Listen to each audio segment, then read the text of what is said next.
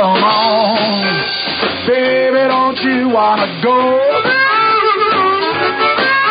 Come on, baby, don't you wanna go? Back to that lemon light city, sweet home Chicago. 2 is 4, 4 4 6. Come on, baby, now get your business straight. Come on, let me go to. I may be Marty Levinson, and I may be Rabbi Doug, but either way, you're watching the Northtown News Magazine show. Hi, I'm Marty Levinson. Welcome to the Northtown News Magazine. Your host, Avi Meyer, and the greatest cameraman of all, Sonny Hersh. Marty! How you doing? And obviously I haven't seen Marty for about 2 months at this stage, although I was debating whether to get there or not today. Hi everybody, welcome to the Northtown Neighborhood News Magazine. Over 10,000 shows watched on the web and growing by leaps and bounds all the time. Thanks to my entire technical crew, Sonny Hersh. Check out our shows on ntnm.org, the gateway to YouTube where you can watch all our shows, all the latest in police stuff for the neighborhood, for West Rogers Park and Rogers Park, on caps24.org, another Sonny Hersh website, and my next guest, my first guest, my only guest of the show, is the Alderman of the 50th Ward, recently re-elected. Somebody you're most familiar with, Alderman Bernard Stone. Hi, Avi. How are you? Good, Alderman. How are you? Good, thank you. I've got some simple questions that I always mean to ask you that I never remember to ask, and I'll probably forget 2 of them anyway. But if I don't get them out of the way, I'm never going to ask them. So, number 1. You know what? Are there any projects, or, the street paving, the menu and all that, or new cameras, anything like that going up right now? Well, the cameras, we just put in the 3 cameras. That's Devon and Rockwell, Devon and Bell, and Emerson Park. In Emerson Park. Yeah. We're considering some additional locations, but as of this time, we haven't had any additional locations approved. Is it less expensive than it used to be to put in a camera now? No, it's still very, very, very expensive, but we're hoping to work something out with the police department.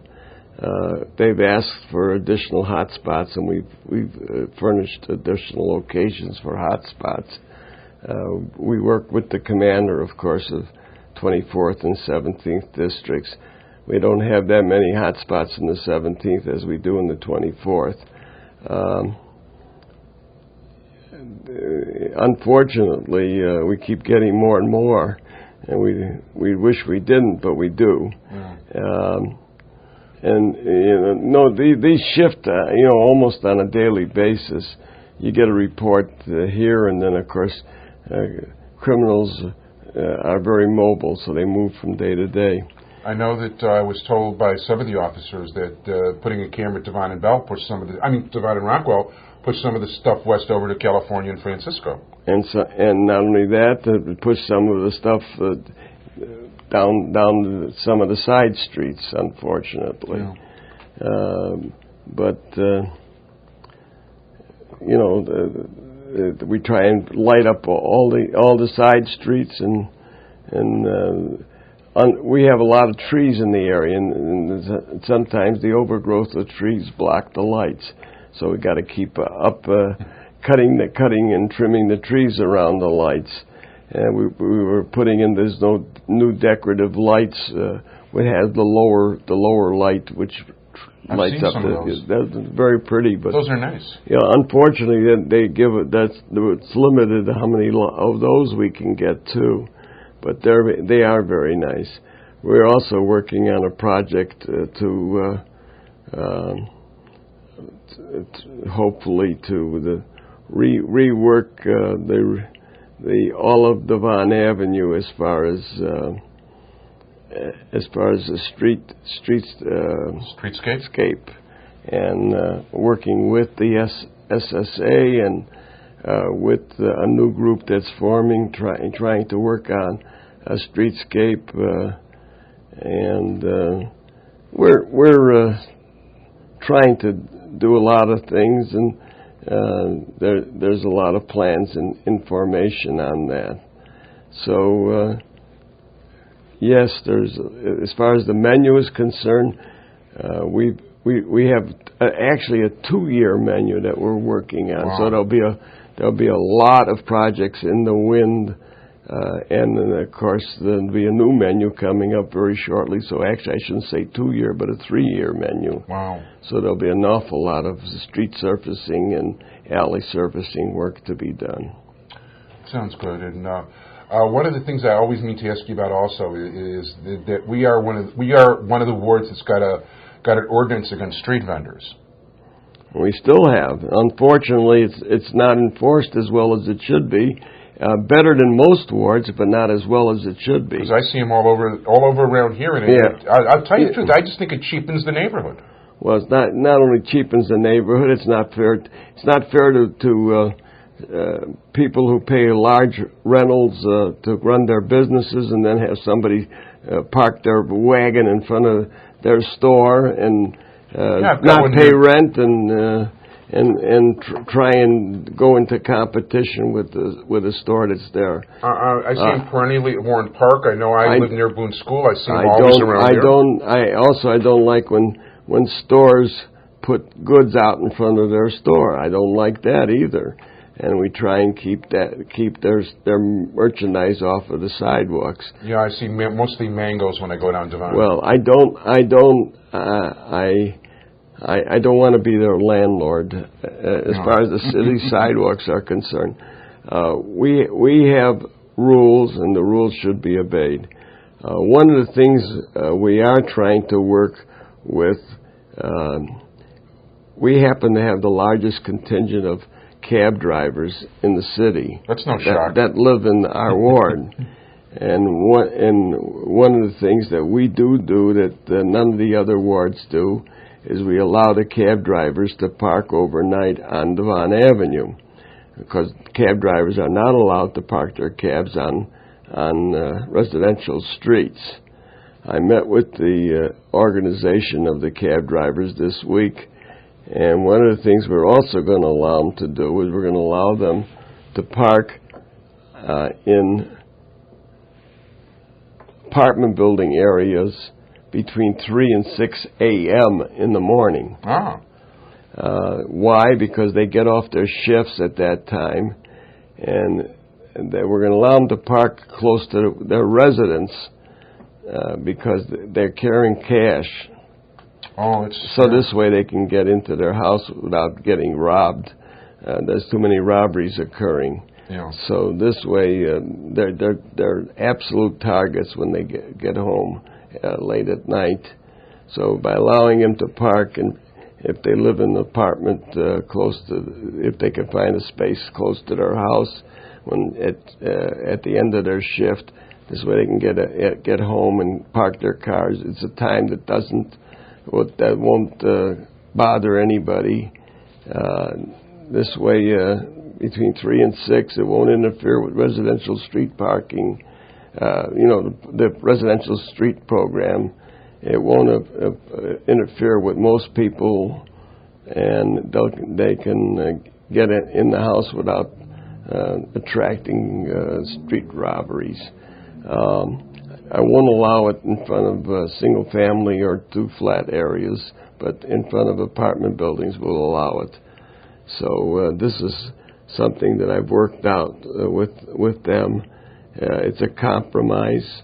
Hopeful is that we're going to add a couple hundred additional parking spaces as soon as the parking garage is finished at Devon and Rockwell.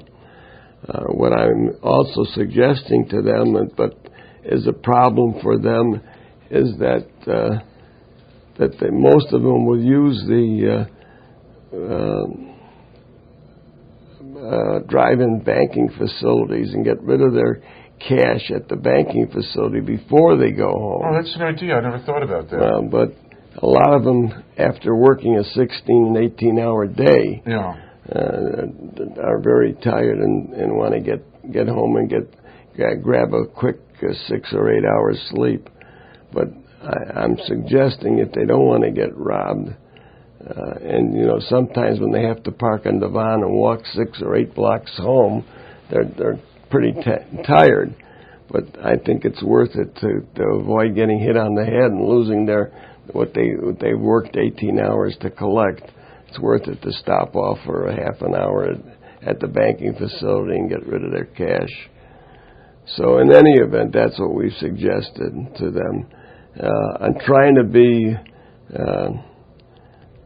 cognizant of their problems and at the same time not interfere with the neighborhood. And so that's what we've tried to work out with them. So let me just ask, so in theory what they'll do is they'll park in the house, they'll park near the house, drop off the money, then I guess they'll go back out and park on Devon or something? Or? Well, hopefully they'll find a space in front of their apartment building and get into their apartment, but if not unable to do that, get into the banking facility, get their money on deposit, and then go and park on Devon, and then they'll have to walk home. Gotcha. Now, of course, I got to bring this up. There was an article. We always shoot about 2 weeks in advance, but in today's Trib, and you mentioned this on the show a couple of times ago. But the Trib today talked about that. It looks like you've really got a challenger for ward committeeman. Yes, the day I was distributing petitions to the members of the 50th Ward Democratic Organization, the state senator called me and met with me and told me that he was running for ward committeeman. I told him it was very nice of him to tell me at the last moment that he had decided to run for ward committeeman, particularly after he had told almost everybody in the world except me. Did he offer you a situation where there could be anything could be worked out, or? Yeah, he offered me a situation that I could retire from the ward committeeman's race. That's what he offered me. Okay, so there was what I told him very simply was, why didn't you come and talk to me in advance instead of waiting till the day I was distributing petitions? I told him, when we moved into our current headquarters, which is some 5 or 6 years ago, I gave him every opportunity to take part within the ward organization, and I really wanted to pave the way for him to take over as ward committeeman, but he showed absolutely no intention of being interested nor taking part in the running of the ward organization. So I couldn't make any provisions for him to take over under those circumstances.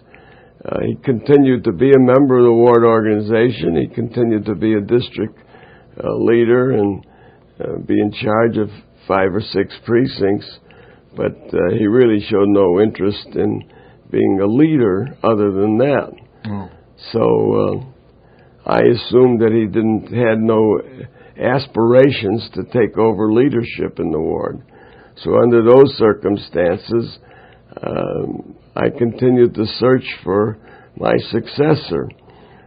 I'm not getting any younger, I realize that, but I want somebody, whoever is going to succeed me as ward committeeman, someone who is prepared to take over the leadership, not someone who says he's prepared but hasn't really worked towards that leadership role. Now, during the time since I took over the leadership of the ward organization, it was not easy.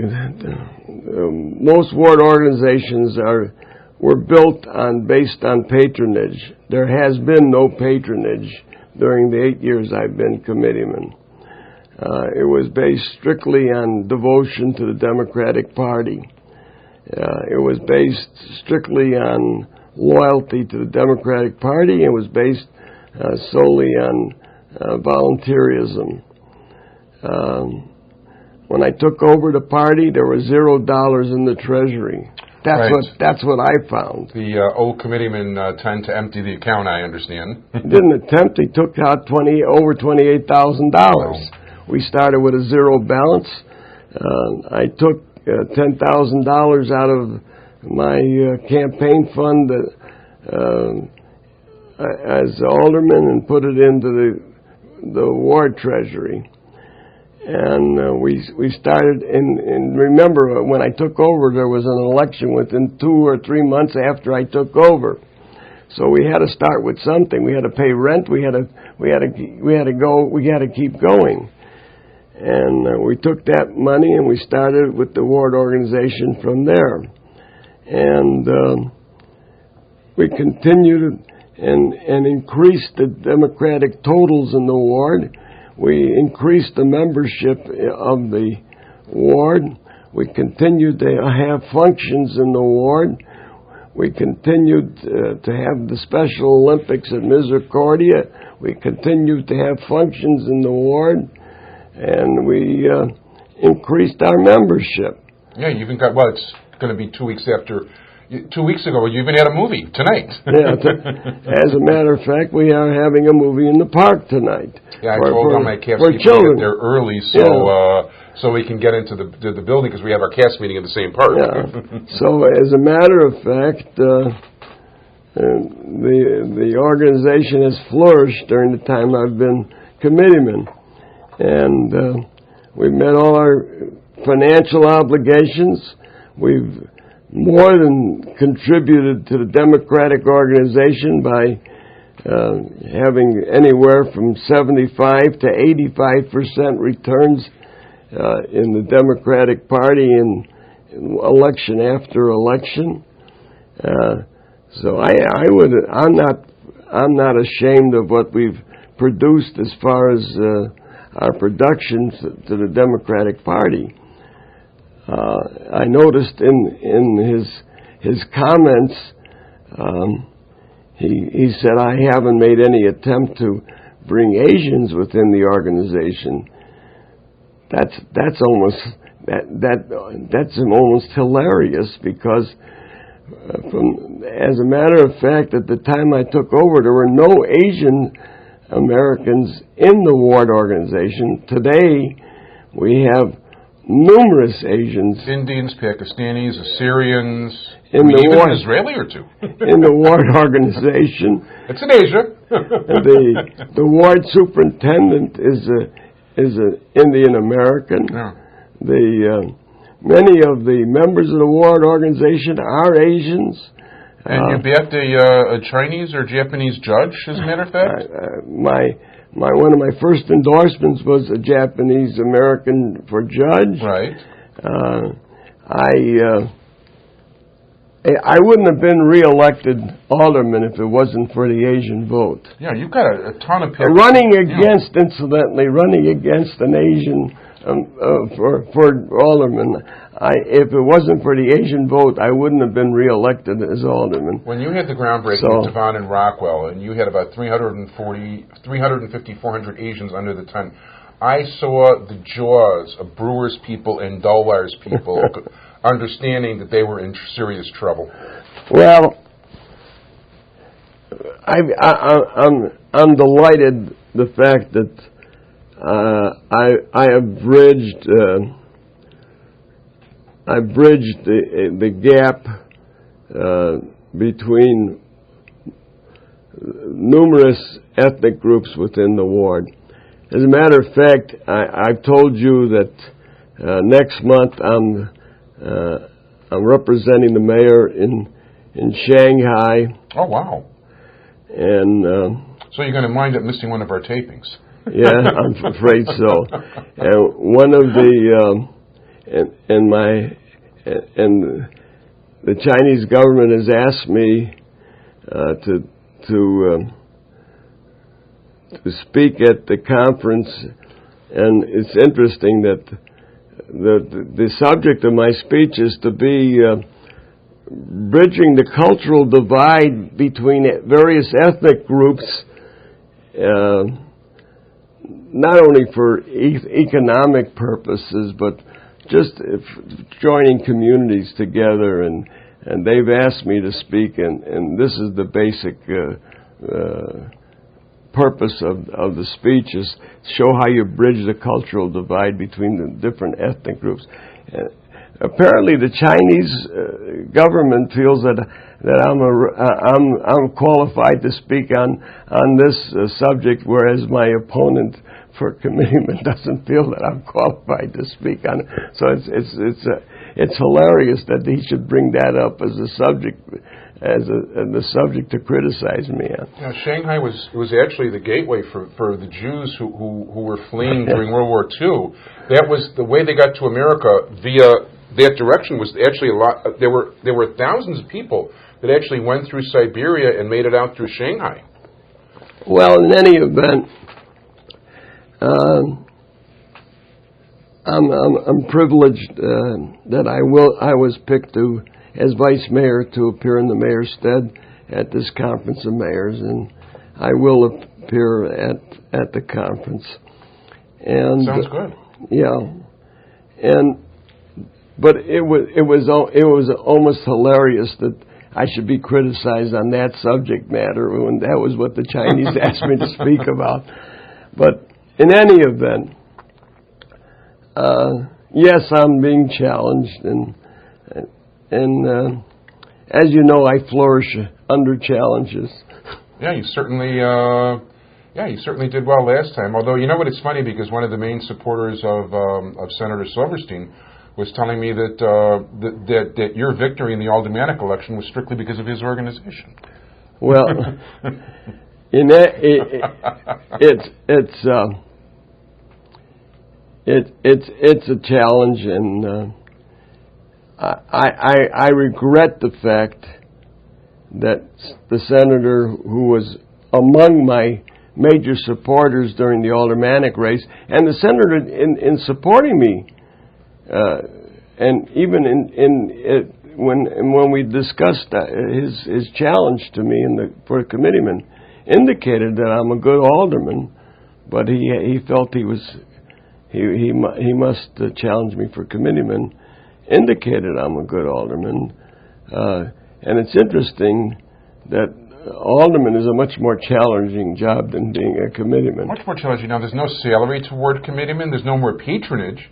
And the fact of the matter is that even let's say even that you know, if Senator Silverstein won, the fact is that a lot of those people, a good chunk of the people in the organization are there out of personal loyalty to you, and are not there for job purposes. Well, we'll let the chips fall where they may, and on February 5th, the people will decide who will lead the Democratic Party. It's as simple as that. And this is a party office, and the people will decide. Yeah. The members of the Democratic Party will have their choice as to who they choose to lead the Democratic Party. The only problem, of course, is that unfortunately the Democratic committeeman is the very last item on the ballot, and half the people won't even end up getting to that point on the ballot because it appears even after the judge is on the ballot. Right. So unfortunately, many of them won't even get that far. But I regret that. Okay. We have about 6 minutes left. What's going on in the neighborhood? Well, this week, which will be 2 weeks ago. 2 weeks, right. 2 weeks ago, there will be a zoning meeting, and a major building will be up for consideration. This is the site of the major fire that occurred on Thanksgiving last year, which the site of the old Crawford's department store. It's on the 2500 block of Devon. Right, and this is on the south side of Devon, and it's a big hole in the ground right now, but it's going to be. Proposal is for a beautiful architectural